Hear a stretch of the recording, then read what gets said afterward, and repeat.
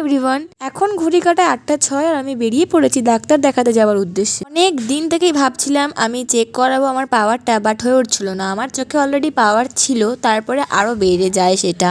আর ডাক্তারের সাজেস্ট করা পাওয়ার অনুযায়ী আমি আমার ফ্রেমগুলো দেখছিলাম যে কোনটা আমায় মানায়। তো সব কিছু দেখে অর্ডার দিয়ে আসার পর আমরা চলে যাই মিষ্টির দোকানে, তারপর যাবে ফুলের দোকানে, কারণ কাল হলো বৃহস্পতিবার। দেখো এখানে কত রকম মিষ্টি, সব মনে হচ্ছে খেয়ে নি, কিন্তু আমি মিষ্টি লাভার নই। কিন্তু আমি যে মিষ্টিগুলো পছন্দ করি তার মধ্যে এখানে প্রায় সব কটাই রয়েছে। এই দেখো ফুলের দোকানে কত তাজা তাজা ফুল, আমার তো মনে হচ্ছে সব নিয়ে চলে আসি। যেহেতু এখন বিয়ের সিজন, তাই এখন এত সুন্দর সুন্দর ফুল উঠেছে।